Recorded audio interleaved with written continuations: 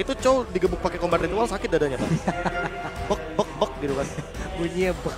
Iya. Nyeri ya, nyeri. Karena kan pria sejati gak pernah panik bak gitu. Gak gitu, beda. Tapi ya ini dengan adanya Hilda tentunya pemain-pemain dari Araki Akira mereka harus lebih berhati-hati dengan inisiasi atau bahkan keagresifan yang bisa dibawakan oleh Maro dan kawan-kawannya tentunya. Apalagi di menit-menit awal ya. So kita akan melihat seperti apa untuk match point yang sudah diamankan oleh Araki Akira melawan tim Occupy Throne. Oke, jadi langsung saja kita saksikan akan ini game menjadi milik dari Akira kembali karena Occupy pun harus jauh lebih bisa meningkatkan permainan untuk bisa mengamankan game ini dan juga serangan dilakukan oleh Hilda pun sudah dilancarkan. Hanya saja Joy berhasil untuk mendapatkan lagi karena satu perpobangnya dan Maro harus mengeluarkan satu sprint yang bisa akan diselamatkan dari bagian belakang. King mengejar habis-habisan, setidaknya ada waktu yang mungkin bisa diajak ya untuk bisa mengikuti arah Hilda. Masalahnya udah retribution sih, jadi ini bakal milik Leo untuk Little Wanderer-nya. Yap, dan langsung diamankan tanpa keraguan tentunya. Dan setidaknya eksekusinya dari Maro ini biar dianya juga nggak ke-pick off sih. Jadi tidak akan ada kerugian dari Occupy Throne sendiri. Bersama dengan tim dari Araki Akira di sini. Sama-sama nggak rugi karena posisi dari buff ini masih bisa diamankan juga oleh seorang King. Luis harus memberikan dulu ya sebuah tindakan perlindungan karena Hildanya sudah mantengin dari jauh, sudah ngajak main dari jauh. Kesian sama Hilda. Udah bawa mainannya itu. Iya, ngajak main tapi gak ada yang mau main bareng dia. Kapaknya. Mau gimana pun ketika masuk rumput regen SP-nya akan meningkat dan itu yang akan sedikit mengganggu bagi teman-teman dari RRQ Akira. Di sisi lain Hulk mendapatkan satu buah Kramer dan memaksa King untuk stay di level yang ketiga. Bahkan di bawah 20 detik sebelum Turtle muncul untuk di menit yang kedua pertama. Ya, dan tapi udah mulai berkumpul nih pemain-pemain dari Occupy Throne tentunya menunggu dari objektif turtle yang mereka udah pede banget bisa diamankan tentunya dari Occupy Throne sendiri. Dan apakah kontes akan dilakukan oleh RRQ Akira mengingat juga posisi dari Seigen ini udah mulai bersiap di area bawahnya. Dan di area atas tentunya akan ditinggal dari Gado bersama dengan seorang Gustala Gusta. Meanwhile dari Occupy Throne mereka bakal berfokus terlebih dahulu. Maro bakal coba untuk ngecek boost. Luis harus bersiap tentunya dengan satu buah Black The Way of Dragon ya. Apakah bisa mencuri ke arah satu pemain dari Occupy Throne, tapi sepertinya tidak akan terlalu overcommit juga. Occupy Throne kali ini bakal tarik ulur terlebih dahulu Pak. Oke, sekarang level 4 lawan level 4 sama dari sisi retributionnya. Hanya saja sekarang poin kristalnya nggak kena karena siapapun tapi tertinggal sendirian. Akankah Tekashi berhasil langsung dilumat tapi ternyata Turtle Sled presented by UBS pun menjadi milik dari pemain Araki Akira dan juga first blood presented by Infinity berhasil didapatkan pula dan Leo menjadi korban tambahan. Para pembab nongol akan diinvasi kah? Karena Luis tertinggal sendirian di belakang dan harus berjalan memutar. Ini agak sedikit menjadi kerugian karena akhirnya Leo-nya yang tumbang ditukarkan dengan Tekashi Kabir. Oh, dan bahkan sekarang kayaknya hampir saja terjadi sebuah solo kill dan tetap akan dikejar sepertinya. Maro dive in kayaknya. Dipaksakan walaupun dia harus mengorbankan nyawanya. Gak apa-apa. Gak apa-apa, junglernya hilang. Iya, jungler ditukarkan dengan roamer, begitu sebuah keuntungan yang didapatkan untuk berkali-kali lipat untuk sekarang Occupy Throne. Walaupun harus kehilangan dari segi turtle, tapi mereka mendapatkan lagi dan lagi pertukaran yang setidaknya membuat mereka mendapatkan keuntungan. Dan dibandingkan dengan Hayabusa yang di early game ini, aku bisa bilang bahwa Joy-nya dari King lagi under banget. Leo, dia memiliki banyak sekali poin gold yang dia amankan dari awal. Sementara King dengan dia build ternyata menuju ke arah Genius One, sepertinya ini akan menjadi salah satu penghalang untuk nantinya ketika skema team fight mau tidak mau dia harus menyimpan skill-skillnya terutama untuk electrifying beats-nya agar tidak dia gunakan hanya untuk melakukan pattern farming saja. Oke. Wah. Way of Dragon-nya mungkin ke arah yang cukup jauh tapi dibalaskan lagi. Reward Manipulation plus Tone of Bad Memory dan juga Reward Manipulation belum cukup loh. Bersama dengan pasif yang dimiliki Maro juga ya. Tadi langsung masuk mengumpat di area busnya. Membuat seorang Maro tentunya masih bisa bertahan. Meskipun Tone Apart Memory yang sudah dibuka oleh Gustala Gusta. Tapi Tekashi dan satu buah River Fighter mencoba untuk memberikan poke damage ke arah seorang Hulk di sini. Club of Destiny di menit yang keempat. Jadi sebuah item yang sangat mahal sekali tentunya bagi Lunox. Dan ini akan menjadi sebuah jawaban nantinya ketika sedang ingin melakukan team fight 4-1. Terutama di early game seperti Occupy Throne yang nabrak terus-terusan ke arah Luis. Ke arah seorang King. Terus beri pressure dari early game karena untuk Maro sendiri dia benar-benar memaksimalkan potential power dari Hilda di early game. Oke, itu dia Cimomo. Oke, Gusta Lagusta masih selamat. Dibalaskan Real Balancer dan mau kemana Gusta Lagusta karena masih bisa menggocek. Lenyap. Tapi terlalu dekat dengan seorang Fury sehingga masih bisa connect shotnya. Sementara kali ini Maro akan menjadi pertukaran yang bisa dibilang ini cukup mahal untuk arah kira-kira karena Gusta Lagusta akan sedikit tertinggal tentunya dari segi farmingan. Dan terpaksa Luis harus menyelamatkan turret di area atas dan di-clear cepat mungkin. Tapi King udah mulai mengganggu, kali ini next fine base sudah mulai dibuka. Fury yang dapat. Dan Fury berhasil untuk mendapatkan purple-nya. Oke, tapi tetap bukan Hayabusanya. Tapi setidaknya retribusinya jadi nggak kepake juga. Setidaknya retribusinya tidak digunakan, lalu King juga tidak mendapatkan keuntungan sama sekali. Walaupun sekarang kalau misalkan kita melihat secara skema nantinya untuk tim fight selanjutnya, tetap target adalah Maro dan masih belum ada identifikasi bahwa teman-teman dari RRQ Akira akan menuju kepada Dominance Ice agar Maronya tidak bisa semena-mena menuju ke arah bagian depan. Tapi Luis tadi hampir aja mau melakukan inisiasi ke arah seorang Gado, namun bakal coba ditahan karena Maronya udah mulai kelihatan juga nih di area pushnya. Dan yang unik adalah lihat item pertama dari Seigen. Dia langsung menuju ke arah Brute Force agar dia tahu kali ini dia tidak bisa ditumbangkan dengan cepat terutama bagi Gado dan juga bagi satu sosok Hayabusa yang bisa melakukan instant kill kepada sosok Eve yang begitu squishy di lini tengah. Tapi Luis menahan Wave Dragon-nya dan dilepaskan begitu saja setelah turretnya tumbang, tapi Maro tentunya akan tumbang di tangan Gusta Lagusta. Gado ternyata miss itu kayak asal dia nggak connect ke arah seorang Gusta Lagusta. Sayang banget dengan jarak yang masih sangat-sangat cukup jauh tadi. Jauh ya. Gak ada satupun damage yang masuk dan connect ke arah tim lawan. Lunox kehilangan satu daerah pertahanan bola. Ya mau bagaimanapun Lunox di sini hanya sebagai eksekutor, jadi mau tidak mau dia harus memaksimalkan bagaimana badan yang begitu tebal dari sosok Hilda, atau setidaknya di sini harus memaksimalkan hook ketika dia mainin energy eruption, dan itu satu-satunya cara untuk bertahan hidup dengan menggunakan Lunox dan bisa melakukan dealing damage dengan pertukaran di area team fight. Tapi Luis terpok begitu banyak damage-nya, tapi Tekashi mulai masuk dan situ beberapa fighter mengejar ke seorang Maro. Kali ini Luis bertahan, satu Bushido kill dari seorang Leo. Leonya nggak bisa menemukan Luis, tapi ternyata di backup dengan cukup cepat dari seorang Fury. Sementara di sisi lain Leo berhasil untuk mendapatkan Turtle Swain by UBS dan Fury tumbang. Tangan Gusta Lagusta masih mau lebih, Sonya connect, ternyata masih mau lebih. Kingnya akan ditumbangkan di tangan seorang Maro. Oke, dengan hal yang udah mereka dapatkan untuk kali Turtle dapat, lalu ada satu orang bahkan dua orang tadi berhasil dihancurkan. Objektif selanjutnya, outer turret yang ada di area bottom lane ini udah harus langsung mereka sikat semaksimal mungkin. Bahkan ada penjagaan langsung dari minimap yang langsung dihasilkan oleh Hilda. Setidaknya ada informasi yang bisa dia berikan. Ya perlahan-lahan tapi pasti Occupy Trons dapetin keuntungan yang emang harusnya jadi hak mereka di early game. Karena dengan Hayabusa, Hilda, apalagi yang kita sempat mention sebelumnya Fredrin, ini akan membukakan sebuah skema permainan agar RRQ Akira tidak mendapatkan banyak sekali advantage di early game. Dan nanti early game-nya akan dipegang sama Occupy Trons. Dengan mereka pegang early game, otomatis mid game-nya akan lebih dikuasai juga dari Territorial Lord dan bisa melakukan pick off lebih manis ketimbang di game yang sebelumnya.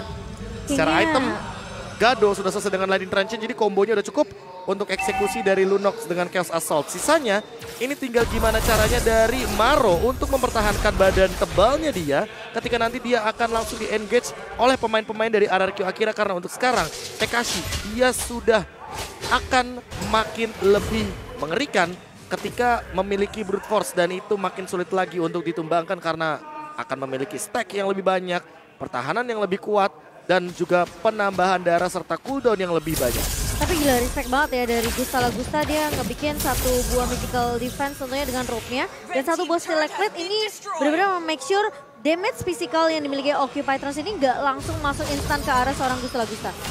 Wah itu masih ya, mereka sekarang stay dulu di area mid semuanya, belum mau melakukan apapun. Baru saja disebutkan Tekashi udah kehilangan cukup banyak HP di bagian tengahnya, tapi Maro siapakah yang akan menjadi korban? Coba lihat cakarannya, tapi Void Crystal membuat langkah kakinya jauh lebih berat. Bahkan kali ini Hayabusa cukup berani. Leo, anda itu tadi jarak di 8 yard. Dan special save-nya udah mulai connect pula, tapi Maro berhasil menghancurkan langsung arah Luis ya, tapi Luis ya masih berhasil selamat Cimomo. Masih bersama selamat seperti ternyata dari satu Bushido kill dari seorang Leo menumbangkan King yang menjadi target utama. Sementara dari Tekashi mulai datang kali memberikan backup ke arah RRQ Akira Dan dengan satu pemain yang tumbang, tidak ada retribution untuk RRQ Akira. Harusnya Occupy-tron mereka masih bisa untuk mendapatkan Lord yang tidak akan dikontes oleh RRQ Akira. Yap, Luis mau ngedeket aja coba. Susah banget karena diganggu oleh Maro yang ada di bagian belakang. Tapi Maronya masih selamat lagi. Maro benar-benar membandel. Ya, ini sprintnya benar-benar dia gunakan ketika benar-benar momen krusial saja. Dan di satu sisi lainnya ketika ada The Way of Dragon akan di-cancel dengan Energy Eruption. Oke, dan bahkan mundur terlebih dahulu Seigen dengan satu buah flicker. Karena melihat pergerakan dari Maro kali ini yang sudah mulai muncul dari area boost mid-nya. Tidak akan terlalu overcommit, Be. Dan kalau misalkan melihat dari sekarang ya, ini Gusta Lagusta sama Gado kalau secara perbandingan damage-nya tentu Gado akan lebih jauh memiliki damage karena dia akan menuju kepada Holy Crystal. Bahkan Fury dia sudah selesai dengan Divine Glaive-nya. Jadi untuk sekarang mau tidak mau teman-teman dari Occupy-tron akan menabrak terus-terusan, akan memanfaatkan bagaimana skema permainan mereka dengan 1.800 gold yang mereka amankan dengan pola permainan agresif. Tapi jangan sampai mereka terjebak di dalam area high ground karena masih ada Seigen. Seigen adalah jawaban untuk nanti di bagian high groundnya RRQ Akira comeback.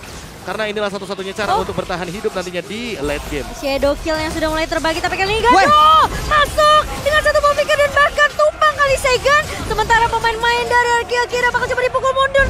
Double kill diamankan oleh Fury dan bahkan dari TKC sempat mendapatkan satu pemain yaitu Gado tapi kali ini Hulk menahan di area depannya. King mengebuka satu buah Electrifying Beats dan bahkan Maro bersama dengan Hulk dengan satu buah Appreciate Wards dari seorang Hulk membuat King tentunya tidak bisa bertahan Pak Pulung. Terlihat tadi mereka sepertinya ingin bisa engage ya, tapi ternyata dengan ada satu Fredin di depan, cukup dengan bisa menahan berbagai damage yang masuk. Valentina kembali lagi loh, sambil menunggu dari sisi cooldownnya. Belum lagi Maro juga udah kembali dan menjadi korban satu orang. Dan ini dia jarak 8 dia akankah masih sempat tapi ternyata tidak. Leo ada shadow kill yang bisa dikeluarkan dan semuanya langsung mendekat begitu saja. Bahkan kayaknya Leo coba hilang, lenyap.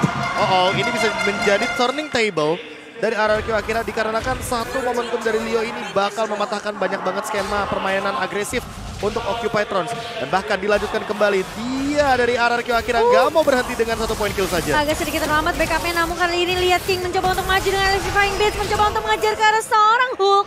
Namun dengan pergerakan dari Gado, nggak mau terlalu memaksakan dari RRQ Akira. Mereka setidaknya memberikan poke damage aja.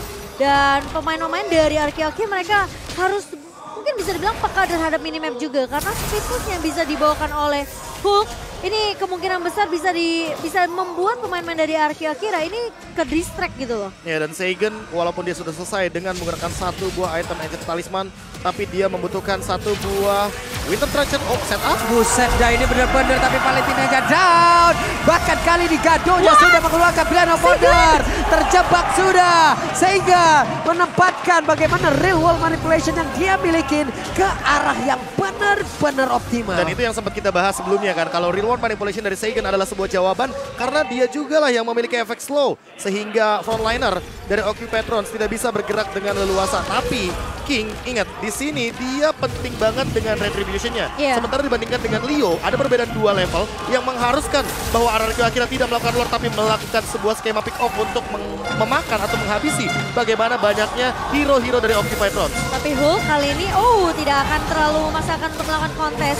Karya Lord slain by UBS kali ini untuk pemain-pemain dari RRQ Akira. Sementara Occupy-tron dengan kehilangan dua pemain, mereka harus lebih bersabar. Tapi tahunnya connect. King! Terkena Terrified tapi King! Nggak bisa selamat. Dari seorang Fury yang langsung flicker maju. Karena dia tahu potensi untuk nge-pick off.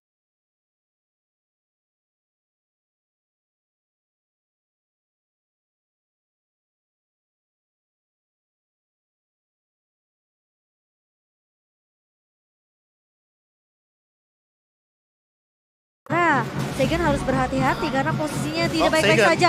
Seigen apakah terculik tapi ternyata masih punya flicker untuk mundur. Dan Fight Crystal memberikan efek dan bahkan dari TKC mengenai di depannya. Dan bahkan Fury tertangkap. Real World manipulation yang dibuka oleh seorang Segen dan bahkan Maro pun tumbang di tangan Gusta Lagusta Pak Pulung. Benar sekali, Tekashi harus mundur terlebih dahulu. Luis mau kemana? Sementara Gusta Lagusta harus mundur pula mengikuti bagaimana mungkin secara langsung dikeluarkan. Tapi di bagian atas Kingnya mencoba untuk bisa mendapatkan langsung ke arah satu bestar yang ada di area top lane. Void Crystalnya memberikan efek slow, ada serangan kayak dilakukan. Tonepan memorinya sudah masuk ke dalam tubuh dari Gado. Wow, dan kali ini dengan 3 pemain tersisa dari Occupy Trans yang membuka satu body manipulation.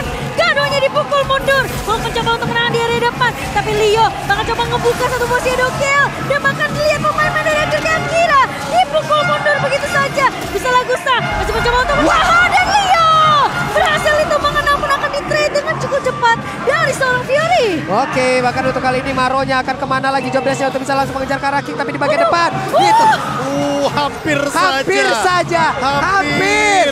Itu temennya. Woi, ngapain lu lari ke arah gue? Dari bola sebuah distraction yang masih belum ada henti-hentinya. Seolah mereka ingin bermain tanpa adanya space atau bahkan break. Untuk sebuah skema pertandingan di mid game ke late game. Ini dia Occupy Trans dan juga RRQ Akira dengan permainan cepatnya saling jual beli serangan, saling mencoba untuk melakukan trade kill hingga pada akhirnya mereka juga harus reset terlebih dahulu sebelum Lord yang selanjutnya. Dan ini untuk dari segi item Immortal adalah jawaban. Pokoknya Immortal. Dan siapapun yang pegang Immortal atau Winter Truncheon atau bahkan Wind of Nature untuk menghindari satu buah serangan dari Shadow Kill seorang Leo akan mendapatkan sebuah jawaban dan juga sebuah skema permainan yang lebih diuntungkan untuk menuju ke arah late game nantinya. Leonya bakal recall dulu sih kayaknya. Oh enggak, bakal coba di cancel. Tapi kali ini lihat Tekashi sudah mulai tertahan. Dengan ada 1 tahun yang di pop up oleh seorang Hulk. Kali ini King sudah mulai terlihat di area midnya. Ini harus berhati-hati. Konsil bulan dibuka oleh RRQ Akira. Dan Luis bakal coba untuk mengejar ke arah Gado. Flicker dengan The Wave Dragon. Kali ini connect ke arah seorang Gado. Tapi sisi belakang Gusta Lagusta bakal coba dikejar Leo. Oh, gak berhasil untuk dapetin Gusta Lagusta dengan satu buah shadow kill. Tapi kali ini lihat Luis mendapatkan informasi yang begitu penting dan bahkan Hulk menahan di area depannya Leo. Wah, dia balik lagi tapi balik ke arah Quad Shadow bersama dengan teman-teman dari Occupy Trans. Tapi dari Kingnya mencoba untuk menahan. Super Minion udah mulai masuk tapi masih ada Minion yang keluar dari base dari Occupy Trans. Dan bahkan Leo tumbang. King terkena efek Tarify dan tumbang di tangan seorang Hulk dengan satu buah pressure ward. Wah, Real World Valuation masih berlanjut. Hulk yang masih bisa bertahan, ada flicker yang dikeluarkan tapi Gusta Lagusta di bagian belakang torepan Memori. Shutdown jet tercipta, Maro pun harus pergi dari tersebut. Tapi selagi masih ada Gusta Lagusta dan juga ada Yip di area tersebut yang digunakan oleh Segen, mereka harusnya masih bisa memberikan serangan terus-terusan. Tapi Super Minion udah mulai masuk ke area base dari Occupy Trans dan bahkan 15 detik waktu tersisa untuk Leo RRQ Akira. Mereka masih bisa untuk menjaga tempo mereka terlebih dahulu sebelum ada teamfight yang berkepanjangan di area midnya Pak Pulung. Terus ya. Terus ya. Banget. Terus. Mereka mau teamfight yang benar-benar intens banget kayaknya. Tanpa henti kalau bisa. Karena memang secara skema untuk mereka bertahan hidup, Maro terutama sebagai frontliner, ini selalu melakukan teamfight di area rumput. Jadi, Regen HP yang dia miliki tidak akan ada henti-hentinya. Sementara Luis dia tahu siapa yang harus dia kick, dia tahu siapa yang harus dia incar. Gado adalah target yang harus dia kick secepat mungkin ketika nantinya Gado tidak memiliki lagi Odin Brilliance. Tapi buat sekarang Fury juga bisa saja ditargetkan. Apalagi dalam kondisi di mana Fury-nya sudah memegang kehadiran dari Immortality. Iya, tapi Kiki coba lihat terus Kiki gitu. Dia split push ya, coba balik terlebih dahulu karena dia tahu ini Lord yang udah mulai bisa dimainkan juga oleh Occupy Trans. Jadi mau tidak mau harus ada retribution, kontribusi dari seorang King tentunya di Lord yang ketiga kali ini. Sementara siapa yang bakal ngebuka teamfight terlebih dahulu? Fury masih punya immortality. Ini bakal direset sih dan harusnya. Sepertinya bakal di bet aja ya, B ya. Ya, bakal direset, bakal biarin untuk teman-teman Occupy Trans fokus Mereka ke area dari mid atau top lane. Karena minionnya akan terus berjalan tanpa henti. Sementara lihat di top lane, masih tetap akan berjalan. Lihat sekarang, ini dia pick off-nya. Oke, mereka tahu ya busanya sebenarnya bagian atas. Satu damage utama juga tidak ada di dalam satu pertempuran ini. Hulk! Energi Europe saja. Benar-benar memberikan hal yang sangat-sangat menyakitkan. Namun dirinya juga Immortalnya pecah. Tapi Gadonya menghilang. Satu damage utama pula. Furinya gagal untuk bisa mendapatkan lagi karena satu poin. Malah dirinya menghilang di area tersebut. Dua pemain hilang dari Occupy Trans dan Luis. Kali ini bakal coba diincar satu posisi kill. Tapi Maro masih mencoba untuk melakukan sedikit tindakan ke arah seorang Luis menculik pemain yang di area depannya, tapi ternyata dengan kehilangan immortality itu cukup dari Occupy Thrones. Dan Luis pun masih bisa bertahan, tapi King, jangan sampai terlalu Wah, salah jalan. Tapi King ternyata dia sempat di-bait oleh seorang Maro dan membuat dia tentunya bakal di pick off, di-punish begitu saja. Ini dipaksa karena gak ada Quad Shadow lagi dari Hayabusanya. Oke, Leo, Lensi seperti apa? Karena udah menghilang immortalnya pecah. Leo, ada Winter, cepat banget tangannya Quad Shadow. Gak sempat kabur dari area tersebut. Dia beli Winter Transition di saat immortalnya pecah. Dan itu dia, di mana pemain-pemain dari RRQ Akira mereka tahu mereka bisa mendapatkan Lord ini karena Super Minion terus berjalan dari area atas dan juga area mid. Tapi kali ini Maro harus diusir terlebih dahulu. Tekashi bakal coba untuk menahan di area belakangnya. Gado udah mulai bersiap-siap. Tapi Maro baikkan cukup banyak kali ini. Satu buah Brilliance of Order dari seorang Gado mencoba untuk bertahan di area backline-nya. Dan bahkan ini buying time yang banyak banget dari Occupy Thrones membuat RRQ Akira bakal ngereset lagi. Tapi masalahnya gak ada yang mau reset, itu dia permasalahan utamanya. Karena mereka team fight-nya intens banget. Mereka udah terbawa adrenalin rush yang sudah semenjak di menit yang ke-16 terjadi. Karena baik dari RRQ Akira atau bahkan Occupy Thrones, mereka sama-sama memiliki keunggulan. Dan buat sekarang karena hadirnya King, ini bakal menjadi sebuah Lord yang gratis bagi teman-teman RRQ Akira. Lord yang menjadi milik dari Akira. Lord selain bersama Bayu Besko pun berhasil mereka amankan. Udah ada kehadiran dari tubuh Leo sendiri. Hanya saja mereka harus diserang lewat 6 sekaligus. Ini dengan bersama Lord, nggak ada lagi best turret. Buset. Dan ingat, ini ada reward manipulation. Di samping Lord, Eve akan memberikan efek damage tambahan. Kecuali kalau misalkan ternyata ada jawaban dari Occupy Thrones. Oke, apakah jawaban itu sudah mulai disiapkan oleh Occupy Thrones sembari tadi Lordnya udah mulai berjalan. Dapatkan satu buah next to the fall, satu buah White Dragon-nya connect dari seorang Luis ke arah seorang Hook. Dan Lordnya bakal berfokus terhadap base-nya kali ini Tekashi. Bakal coba dipukul mundur Maro.